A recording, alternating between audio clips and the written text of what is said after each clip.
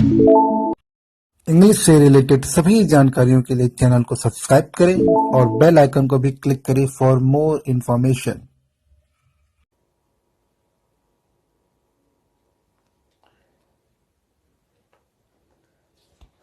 Hello friend, नमस्कार सभी को।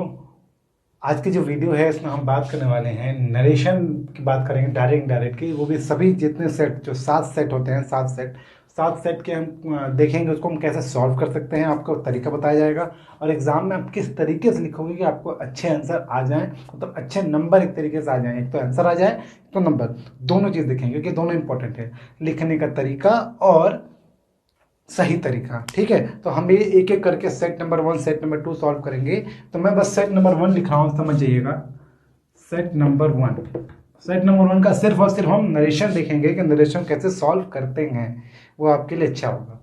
तो देखिए, अगर मान लीजिए आपके पास कॉपी है तो आप कॉपी में कैसे लिखोगे? आप लिखोगे क्वेश्चन या आंसर। आप यहाँ क्वेश्चन भी लिख सकते हो, आंसर भी लिख सकते हो। और नॉर्मली क्वेश्चन ये कौन सा होता है? 10th क्वेश्चन, आपको पता होगा 10th का ये कौन सा क्वेश्चन है? 10th का ये नॉर्मल, कभी दूसरा, कभी तीसरा, कभी पहला। तो अगर मैं सेट 1 की बात करूं, सेट 1 में ये जो क्वेश्चन है सेक्शन बी का, सेक्शन बी में ये आता है। आप सेक्शन बी भी लिख सकते हो ऊपर, सेक्शन बी। उसके बाद क्वेश्चन नंबर 10, और इसमें जो दिया है वो दूसरा क्वेश्चन दिया है 2 नंबर का। तो यहाँ आप या तो आप यहाँ लिखो, अगर सेकंड नहीं लिखा है तो जैसे अगर पेपर में ए बी लिखा है तो आप ए बी लिखो। अगर पेपर में 1 2 करके लिखा है तो 1 2 लिखो। इसको एक और तरीके से लिखा जा सकता है, इसके अलावा आप नीचे भी लिख सकते हो। मतलब ये जो लाइन खींची होती है, लाइन जो ऐसा होता है, मैं बता दे रहा हूँ। नॉर्मली ये अगर कॉपी है तो कॉपी में लाइन ऐसी होती है ना, तो ये लाइन के इधर लाइन के भी आप कर सकते हो। मतलब एक लाइन नीचे भी कर सकते हो और बगल में भी लिख सकते हो। उसके बाद आप एक लाइन छोड़ोगे, क्वेश्चन मत लिखिएगा, डायरेक्ट आंसर। लेकिन मैं यहाँ पर क्वेश्चन लिख रहा हूँ क्योंकि आपको समझ में आना चाहिए कि मैं कौन सा क्वेश्चन बता रहा हूँ। तो मैं अनसॉल्व से हर एक क्वेश्चन को सॉल्व करेंगे हम, और देखेंगे तरीका क्या है सॉल्व करने का। तो इसमें जो लिखा हुआ है, बी क्वेश्चन लिखा हुआ है, did you lock the front door? My mother asked me नहीं बच रहा था इसलिए मी मैंने नीचे लिख दिया, समझ जाइएगा। अब देखिए, आप पहले पहचानिए कौन सा टेंस है। ठीक है, क्योंकि सॉरी, इसमें क्वेश्चन मार्क लगाया, मैंने क्वेश्चन मार्क नहीं लगाया, सॉरी। क्वेश्चन मार्क लगा है तो आप क्वेश्चन मार्क समझ जाओ कि ये इंटरोगेटिव सेंटेंस है। और आप बोलोगे इंटरोगेटिव है तो यहाँ आस्क्ड क्यों लिखते हैं? यहाँ तो सेट टू लिखना चाहिए था। लेकिन कभी कभी क्या होता है कि सेट टू ही लिखा रहता है, कभी कभी आस्क्ड ही लिख देता है। तो अगर आस्क्ड ही लिख दिया तो आपको फायदा ही है, इट्स गुड फॉर यू। चलिए अब इसका आंसर देखते हैं। यानी क्या क्या चेंज करेंगे रूल के हिसाब से हम, या तो इसको हम उल्टा कर सकते हैं, वो भी कर सकते हैं, डायरेक्ट भी आंसर लिख सकते हैं। तो एग्जाम में क्वेश्चन मत लिखना, ये आप एग्जाम में मत लिखना, डायरेक्ट आंसर लिखना। डायरेक्ट क्या लिखना? आंसर। तो आप इसकी जगह आप यहां पर क्वेश्चन नंबर 10 की जगह आप यहां पर आंसर नंबर 10 भी लिख सकते हो। No, there is no problem और नो हार्म फॉर यू। आपके लिए कोई हार्म नहीं होगा कि अगर आप क्वेश्चन लिखो चाहे आंसर। लिखा है did you lock the front door? क्या तुमने फ्रंट डोर बंद कर दिया? मेरी माँ ने मुझसे पूछा।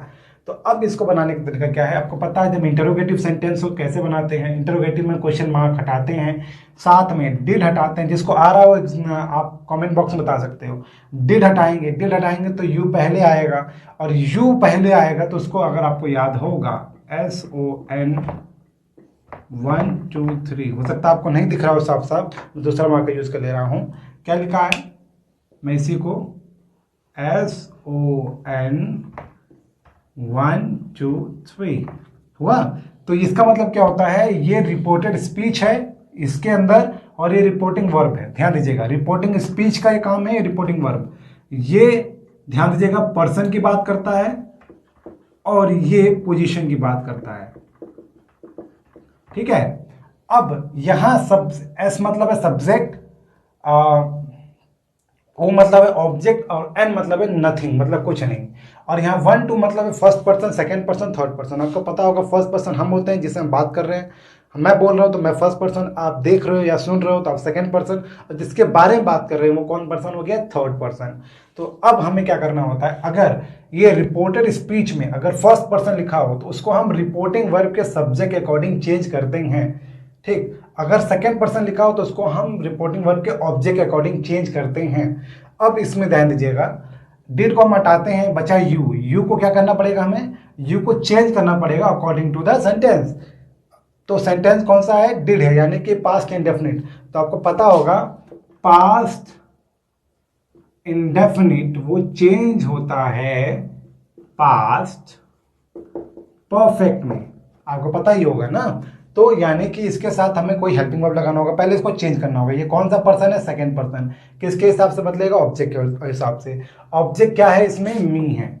ऑब्जेक्ट क्या है, मी। माई मर्दर सब्जेक्ट है और ऑब्जेक्ट मी है, तो क्या बन जाएगा इसका, और मी का सब्जेक्टिव केस, केस हम सेम रखते हैं। यानी कि अगर यहाँ पे जहाँ जिसको बदलना है वो किस केस में है, अगर वो सब्जेक्टिव केस में है तो जिसको लेके आ रहे हैं उसको हम सब्जेक्टिव केस में ही रखेंगे। तो मी का सब्जेक्टिव केस क्या होता है, आपने प्रोनाउन पढ़ा होगा, पता होगा, आई, ठीक। और ये क्योंकि ये पास्ट इंडेफिनिट इसको हम पास्ट परफेक्ट चेंज करेंगे तो आई के साथ क्या यूज होगा, had. I had logged, third form use होगा, I have logged the front door, ठीक ठीक। यहां यूज होगा, इससे पहले if I had locked the front door, ठीक। अब ध्यान दीजिएगा आप लोग गलती क्या करते हो, माई मदर आस्क्ड मी, ठीक। तो ये आप लोग गलती करते हो, इस तरीके से नहीं बनता है। इसको हम क्या करेंगे, शिफ्ट कर देंगे इधर, बस शिफ्ट करना है, कुछ करना नहीं है। तो जब माई शिफ्ट करोगे तो एम पहले आएगा, कैपिटल, यानी M, my mother asked me if. अब जैसे लिखा है उसको वैसे लिख देंगे। आई को अब पता है आपको, आई कैपिटल होता है, आई को तो हमको छूटते नहीं है। तो आई had locked the front door, full stop. यहाँ फुल स्टॉप लगाएं, क्वेश्चन मार्क नहीं लगाएं, क्योंकि यहाँ हम पहले ही बता दे रहे हैं कि हम पूछ रहे हैं। क्वेश्चन मार्क लगाने का यही मतलब होता है कि सामने वालों को पता चले कि आप पूछ रहे हो। जहाँ यहाँ से हमें पता चल जा रहा है कि हम पूछ रहे हैं, तो यहाँ पे हमें बताने की जरूरत है नहीं कि हम क्वेश्चन मार्क लगाएंगे, ठीक। तो माई मदर आस्क्ड मी, मेरी माँ ने मुझसे पूछा कि, यहाँ इफ मतलब कि। I had lock the front door, क्या मैंने लॉक फ्रंट डोर मतलब फ्रंट वाला दरवाजा क्या मैंने बंद कर दिया, पहला दरवाजे से होता है, या सामने वाला दरवाजा क्या मैंने बंद कर दिया। तो ये हो गया, ये वाला तरीका गलत है, इसको आप फॉलो करोगे तो आपका आंसर गलत हो सकता है, चांसेस ज़्यादा हैं। यहाँ पे सही है, यहाँ पर आपको कॉमा लगाना पड़ेगा, और कभी कभी कुछ और लिख दिया तो इंपरेटिव लिख दिया तो आपको थोड़ा और दिक्कत होगा। इसीलिए ये तरीका ज़्यादा अच्छा है कि आप इसको इस साइड कर लो, लेफ्ट को राइट और राइट को लेफ्ट कर लो, कोई दिक्कत नहीं, आपको नंबर फुल मिलेगा। ये पहले को सेट का है, सेट नंबर 1। अब चलते हैं सेट नंबर 2। समझ में आ गया होगा होप आपको। ध्यान दीजिएगा, पोजीशन बदलते रहते हैं, जरूरी नहीं है कि ये सेट नंबर मतलब आंसर 10 का बी ही हो सकता है ये आंसर 10 का सी हो। अब हम सेट नंबर 2 देखने जा रहे हैं। आपको समझ में आ गया होगा किस तरीके से मैं समझाने की कोशिश कर रहा हूँ। इसको फॉलो करेंगे तो आपको रूल भी याद हो जाएगा और एक एक्सरसाइज भी हो जाएगी आपकी। अब चलते हैं सेट नंबर 2 पे। सेट नंबर 2 का जो सेंटेंस लिखा है वो भी ईजी है। क्या लिखा है सेट नंबर 2 का, और देखिए ये इसमें भी ये बी पे है, यानी कि बी क्वेश्चन है। कभी कभी ये सी हो जाएगा लेकिन चिंता मत करना, नॉर्मली बी होता है। तो यहां जो क्वेश्चन होगा लिखा है, शी सेड टू मी, उसने मुझसे कहा, comma inverted comma, will you go there, will you go there, question mark, ठीक। इसको इनडायरेक्ट में चेंज करना है, तो कैसे चेंज करोगे, इसको चेंज करने का तरीका क्या है, सेम।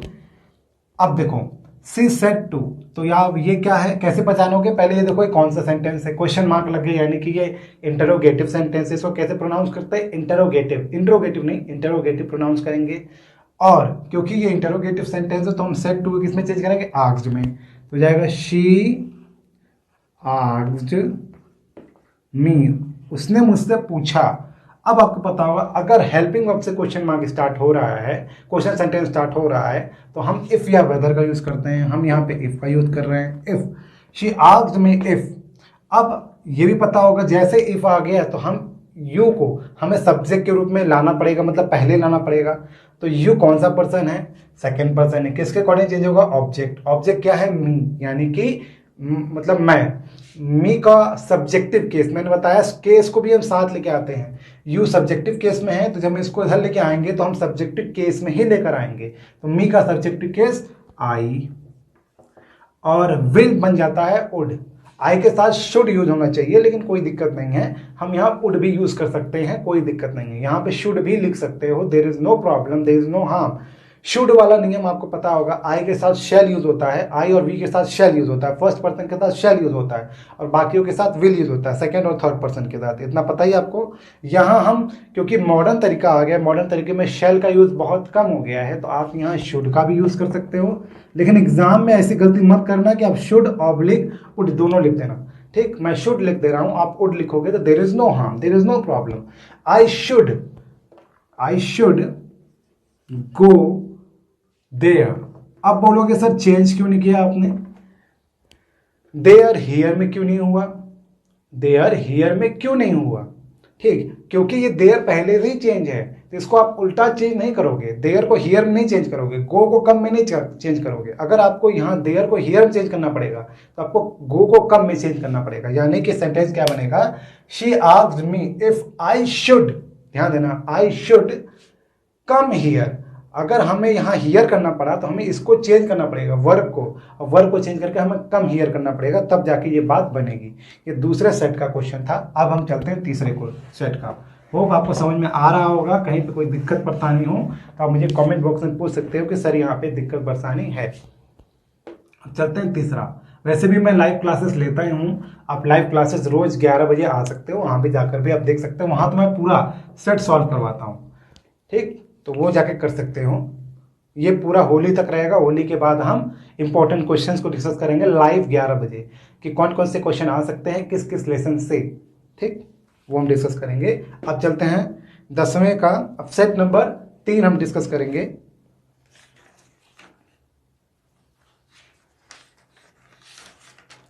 सेट नंबर 3 और उसका जो क्वेश्चन है मैं बोल दे रहा हूं। इसमें देखिए, इसमें रोमन नंबर में लिखा है, इसलिए मैंने कहा ना कोई जरूरी नहीं है कि ये अल्फाबेट में लिखा हो या किसी में। यहाँ रोमन नंबर में लिखा है तो मैंने रोमन लिख दिया है। अगर एग्जाम में ध्यान दीजिएगा, अगर एग्जाम में अल्फाबेटिक ऑर्डर में लिखा है तो अल्फाबेटिक ऑर्डर में लिखेंगे, अगर रोमन ऑर्डर में लिखा है तो रोमन ऑर्डर में लिखेंगे, रोमन नंबर ऑर्डर में। तो इसमें जो सेंटेंस लिखा है वो लिखा है, थर्ड वाला है, थर्ड वाला ही है ना, हाँ थर्ड सेट है 2020 का। क्या लिखा है?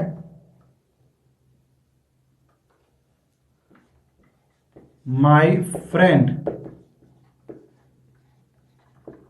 said to me, comma inverted comma, love is blind, प्यार अंधा होता है। और इसको कोई भी देख सकता है, क्लास 10, क्लास 9, क्लास 11, क्लास 12, कोई बच्चा देख सकता है। अगर वो जिसको भी नरेशन पढ़ना हो वो ये वीडियो देख सकता है इंपॉर्टेंट वैसे नॉर्मली क्लास 10 का, लेकिन ये कोई भी देख सकता है, ये तो हमने बता ही दिया था। चलिए अब आगे चलते हैं, इसको बनाते हैं। इसका क्या बनेगा? My friend.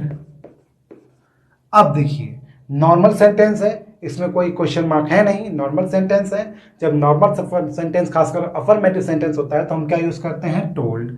Set to change हो जाएगा टोल्ड में, टोल्ड मी, और मी के बाद जो इन्वर्टेड कॉमा हटा के क्या लगाते हैं? दैट लगाते हैं। तो my friend told me that. अब देखिए, अब नॉर्मली जो नॉर्मल बच्चे हैं वो क्या बनाएंगे, मैं बता दे रहा हूँ। नॉर्मल बच्चे लव वॉज ब्लाइंड, उनको लगेगा कि इस चेंज कर देंगे, वॉज में काम हो जाएगा, लेकिन नहीं।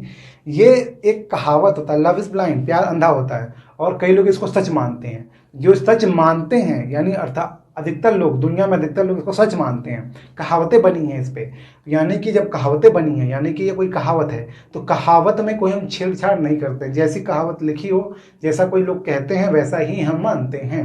इसको हम वर्ड्स में चेंज नहीं करते। जैसे चोर चोर मौसेरे भाई, ऐसा कहावत है ना, तो क्या इसको आप चेंज कर दोगे? चोर चोर मौसेरे भाई थे पास्ट में, नहीं ना। इसे बोलते हैं ना,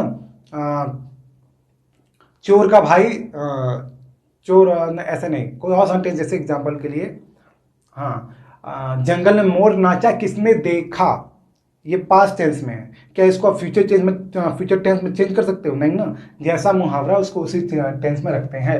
तो ये मुहावरा भी कह सकते हो, कई लोग इसको नॉर्मल सेंटेंस कहते हैं और कई लोग इसको फैक्ट कहते हैं। जब फैक्ट कहते हैं तो आपको पता होगा यूनिवर्सल फैक्ट या फैक्चुअल फैक्ट भी हम कह सकते हैं।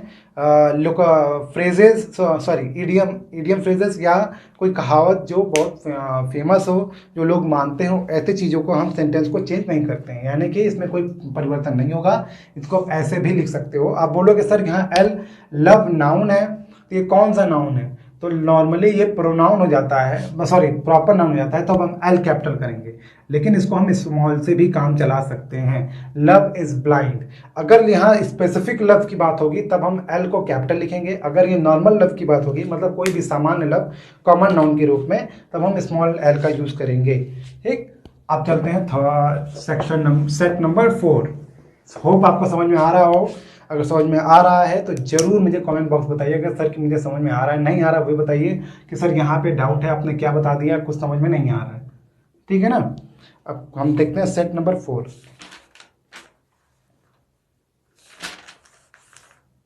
हाँ, तो सेट नंबर 4 में देखिए फिर से आ गया ये अल्फाबेटिक ऑर्डर, यानी B.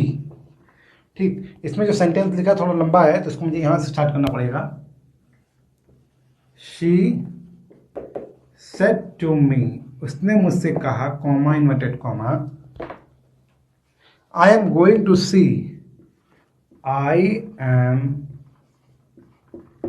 Going to see, I am going to see your sick mother, your sick mother just now. हो सकता है आपको ना दिख रहा हो, छोटा छोटा लिखा हो, तो आप पिक्चर क्वालिटी अच्छी कर लीजिए, तब आपको दिखेगा। मैं रिपीट कर रहा हूं, अगर नहीं भी दिख रहा हो तो। I said to me, sorry he she said to me, उसने मुझसे कहा, I am going to see your sick mother just now, मैं अभी तुम्हारी माँ को देखने जा रही हूँ, उसने मुझसे कहा। इसको आप कैसे इनडायरेक्ट बनाओगे आप? तो बहुत सिंपल है, क्योंकि ये साधारण वाक्य है, एक कथन है, एक सेंटेंस है। सेंटेंस नॉर्मल सेंटेंस यानी अफर्मेटिव है या नेगेटिव भी हो सकता है, लेकिन अभी अफर्मेटिव है, तो हम सेड को किस, सेड टू को किस बदल देंगे? टोल्ड में। शी टोल्ड मी, उसने मुझसे कहा। अब क्या लगाएंगे? दैट। अब देखिए ये कौन सा पर्सन है? First person. फर्स्ट पर्सन किसके अकॉर्डिंग चेंज हो रहा है? प्रोनाउन के रूप में, सब्जेक्ट अकॉर्डिंग। सब्जेक्ट क्या है? शी है। रिपोर्टिंग वर्ब का सब्जेक्ट हम देखते हैं, रिपोर्टेड स्पीच का नहीं, रिपोर्टिंग वर्ब का सब्जेक्ट। तो रिपोर्टिंग वर्ब का हम सब्जेक्ट देख रहे हैं, रिपोर्टिंग वर्ब का सब्जेक्ट क्या लिखा है? शी, यानी कि सब्जेक्टिव केस में ही इसको हम बदलेंगे। तो आई का सब्जेक्टिव केस, सॉरी शी का सब्जेक्टिव केस क्या होता है? शी होता है, तो हम इसको शी ही लिखेंगे, लेकिन स्मॉल कर देंगे। तो शी टोल्ड मी दैट, अगर स्मॉल नहीं करोगे, कैपिटल करोगे, टीचर अगर ध्यान नहीं दिया तो नंबर दे देगा आपको 2 नंबर, लेकिन अगर टीचर ने ध्यान दिया तो आपको ये शायद आधा नंबर या 1 नंबर काट सकता है। ये इंपॉर्टेंट होती है, आपका आधा 1 नंबर कट सकता है। तो शी टोल्ड मी दैट। अब ये कौन सा टेंस है? Present continuous. तो प्रेजेंट कंटिन्यूअस किस में चेंज होता है? अगर आपको पता होगा, प्रेजेंट कंटिन्यूअस चेंज होता है पास्ट कंटिन्यूअस में, है ना। तो पास्ट कंटिन्यूअस, तो शी वॉज, सिंगुलर है तो वॉज यूज करेंगे। शी वॉज गोइंग टू सी। अब योर आया, योर कौन सा पर्सन है? Second person. किसके अकॉर्डिंग चेंज होगा? ऑब्जेक्ट। ऑब्जेक्ट क्या है? मी। और ये कौन सा केस है? पॉजिटिव केस है। कौन सा केस है? पॉजिटिव। नॉर्मली 3 केस होते हैं, सब्जेक्टिव यानी नॉमिनेटिव केस, फिर ऑब्जेक्टिव, फिर पॉजिटिव केस। तो ये पॉजिटिव केस है, ठीक है। तो पॉजिटिव केस में योर आया है, किसके अकॉर्डिंग चेंज होगा? मी के अकॉर्डिंग। क्यों? क्योंकि मी ऑब्जेक्ट है और ये सेकंड पर्सन है। तो मी का सब पॉजिटिव केस क्या होता है? माई। तो she was going to see my sick mother, मैं नीचे लिख दे रहा हूं। अब जस्ट का जस्ट होगा, ठीक है, जस्ट में कोई दिक्कत नहीं करेंगे हम, जस्ट, और मैं नीचे लिख दे रहा हूं देन। नाउ का किस में चेंज होता है, देन, तो ये चेंज होगा। क्या चेंज हुआ, अगर आपने ध्यान से देखा तो सेट टू चेंज हुआ, ये चेंज हुआ, ये चेंज हुआ, ये चेंज हुआ, और ये चेंज हुआ, और ये, तो ये इतने बेसिक चीज चेंज हुए, और ये लास्ट में ये चेंज होगा, फुल स्टॉप लगेगा, इन्वर्टेड कॉमा हटेगा। तो ये बेसिक चीज चेंज हुए हैं। सेट टू टोल में बदला है, इन्वर्टेड कॉमा दैट में, आई शी में हो गया है, एम वॉज में, योर हो गया है माई में, और ना हो गया देन में। तो ये सेट नंबर 4 का है। अब चलते हैं सेट नंबर 5। होप आपको समझ में आ रहा हो जो मैं समझाने की कोशिश कर रहा हूं। सेट नंबर 5, ठीक, सेट नंबर 5।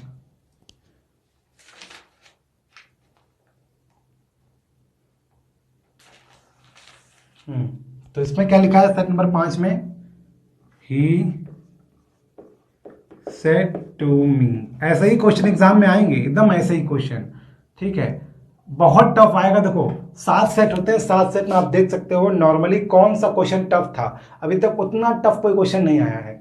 तो 7 में से 5-6 जो सेट होते हैं वो नॉर्मल ही आपको नरेशन देते हैं। एक ही 2 ऐसे सेट होते हैं जिसमें थोड़ा सा हार्ड होता है। तो क्या लिखा है इसमें, are you writing a letter, क्या तुम एक पत्र लिख रहे हो।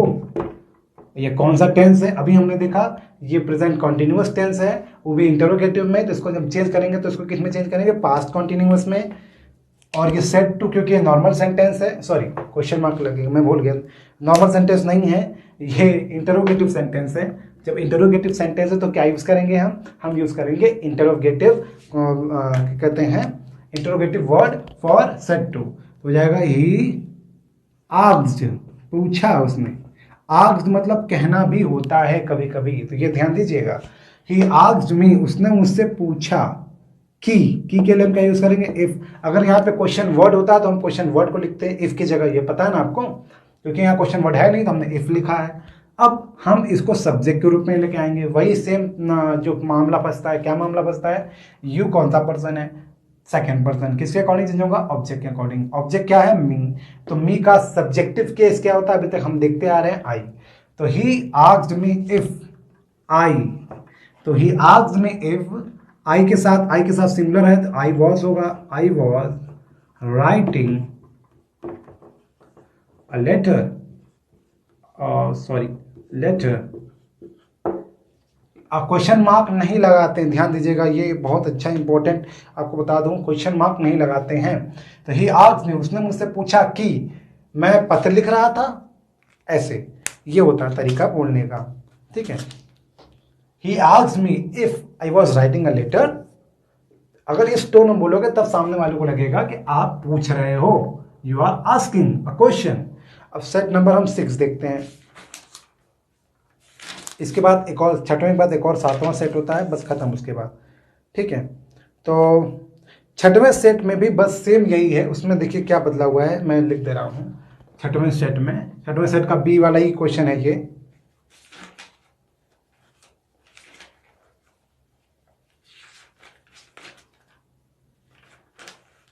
कुछ परिवर्तन नहीं हुआ, बस एक जगह परिवर्तन हुआ है, वो यहां पे यूज हो गया है मोहन।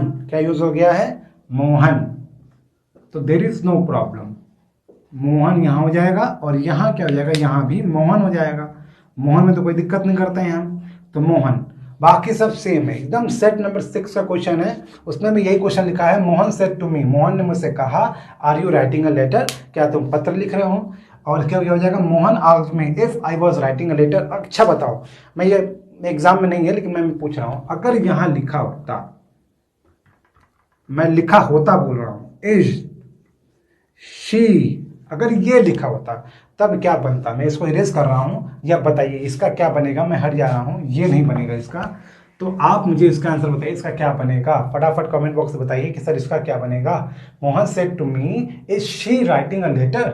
अब मैं इसको डिलीट कर रहा हूँ, मेरे इरेज कर रहा हूँ मतलब। अब लास्ट जो हम सेट का क्वेश्चन देखेंगे, होप आपको समझ में आ रहा होगा। जो मैंने बताने की कोशिश की है कि किस तरीके से एग्जाम में आप लिखोगे तो आपको फ़ायदा होगा, और नॉर्मली किस तरीके के क्वेश्चन पूछते हैं। इंटरोगेटिव क्वेश्चन पूछेगा या इंपरेटिव क्वेश्चन पूछेगा। सिंपल सेंटेंस जो होता है वो रेयर पूछता है। रेयर का मतलब 7 में से 1-2 में सिंपल पूछेगा, 2-3 में क्वेश्चन वाला पूछेगा, एक में इंपरेटिव पूछ सकता है, और एक में किसी में थोड़ा कंफ्यूजन करने वाला पूछ देगा। जैसे फैक्चुअल पूछ देगा, कोई फैक्चुअल डेटा, या बोल देगा कि सूरजपुर से उगता है सनराइज इन द ईस्ट, कोई फैक्चुअल फैक्ट बता देगा, तो जिसको आपको सही करना होता है। मतलब आपको टेंस उसका बदलना नहीं होता है, आप उसके प्रोनाउन को बदल सकते हो, ठीक है। दिस का दैट कर सकते हो, और नाउ का देन कर सकते हो, ये सब आप कर सकते हो। चलिए अब लास्ट देखते हैं। इसका लिखा हुआ है ये इंपरेटिव, देखिए आ गया ना, सेट नंबर 7 में इंपरेटिव है। The teacher said to the teacher said to the boys, the teacher said to the boys, comma inverted comma, work hard to pass the examination, work hard to pass the examination, examination. कितना अच्छा लग रहा है बोलने में ना, बोलने में अच्छा लगता है, ऐसा अच्छा नहीं होता है ना। अब देखिए ये कौन सा सेंटेंस है, ये इसमें तो कोई सब्जेक्ट आया ही नहीं, ना ही क्वेश्चन मार्क आया। तो अब तुरंत समझ जाओगे जब क्वेश्चन मार्क सब्जेक्ट नहीं है और सेंटेंस स्टार्ट हुआ है वर्ब से, तो यानी कि इंपरेटिव सेंटेंस है। तो इंपरेटिव सेंटेंस को क्या लिखते हैं, द टीचर। टीचर क्योंकि टीचर बड़ा होता है तो यहाँ हम दोनों लगा सकते हैं, work hard to pass the examination. ये टीचर आपको सजेस्ट भी कर सकता है या आपको ऑर्डर भी दे सकता है। तो यहाँ हम मान ले रहे हैं कि वो ऑर्डर दे रहा है, आप यहाँ सजेस्टेड भी लगा सकते हो। There is no difficulties using suggested और ऑर्डर। मैं ऑर्डर यूज कर ले रहा हूं, the teacher ordered the boys. अब क्या लगाओगे, अब दैट नहीं लगाओगे, इफ नहीं लगाओगे, तो आप टू लगाओगे। और जैसे ही टू लग गया उसके बाद आपको किसी में कोई चेंज नहीं करना है, सिर्फ और सिर्फ प्रोनाउन में आप चेंज करोगे और किसी में चेंज करोगे। टेंस में चेंज नहीं करते हैं, इंपरेटिव में हम प्रोनाउन में चेंज करते हैं। तो इसमें डब्ल्यू स्मॉल हो जाएगा, work hard to pass the examination. ठीक, अब ध्यान दीजिएगा यहां हम सजेस्टेड भी लगा सकते हैं, आप दोनों के दोनों चीजें लगा सकते हो, ठीक है। वो आपको नहीं दिख रहा होगा, सॉरी अगर नहीं दिख रहा है तो। The teacher order the boys to work hard to pass the examination, यहां हम सजेस्टेड भी लगा सकते हो। नॉर्मली अगर किसी सेंटेंस में किसी सेंटेंस में डू नॉट यूज हो, इंपरेटिव सेंटेंस में क्या यूज हो, डू नॉट यूज हो, नॉट का सेंस हो, और आपको लग रहा हो ये बात कहा जा रहा है कि उसने नहीं कहने की सलाह दे रहा है या नहीं कह रहा है, वो भाई मत करो, और खासकर कोई बड़ा छोटे कह रहा है, तो हम यहाँ ऑर्डर नहीं लिखेंगे, हम फॉरबेड लिखेंगे। क्या लिखेंगे, फॉरबेड, FORBADE, फॉरबेड, ठीक है। ये लिख देंगे, फॉरबेड लिख देंगे तो हमारा काम हो जाएगा। तो आप उसको करिए, चेक करिए, सेंटेंस बनाइए। कोई दिक्कत परेशानी हो तो आप पूछ सकते हो, आप लाइव क्लासेस भी ज्वाइन कर सकते हो। जल्द ही आपको लाइव क्लासेस भी मिलेंगी इंपॉर्टेंट क्वेश्चन वाली। अभी जो लाइव क्लासेस चलेंगे होली तक, 1-2 दिन जो आपका होली है वहाँ तक अभी क्लासेस चलेंगी, वो चलेंगे सेट वाली। उसके बाद हम चलेंगे किस पे चलेंगे, इंपॉर्टेंट क्वेश्चन पे। तो जल्द ही अपने दोस्तों को भी ये वीडियो शेयर करिए, और ये तरीका अगर आप फॉलो करोगे तो आपके नंबर अच्छा आएंगे। तरीका मैंने बता दिया। यहाँ पे सेट नंबर 6 तो लिखने की जरूरत नहीं है आपको लिखना क्या है, आंसर नंबर 10 बी को आप इधर भी लिख सकते हो, उधर भी लिख सकते हो। फिर एक लाइन का गैप, क्वेश्चन मत लिखना, क्वेश्चन पेपर टीचर के पास होता है, आप डायरेक्ट आंसर लिख देना। ठीक, समझ में आ गया आपको? कोई डाउट परेशानी हो तो आप क्वेश्चन पूछ सकते हो। ठीक, वीडियो को हम खत्म कर रहे हैं, वीडियो को एंड कर रहे हैं। आपको वीडियो समझ में आया है तो उसके लिए बहुत बहुत शुक्रिया, बहुत बहुत धन्यवाद। Thank you so much for watching this video.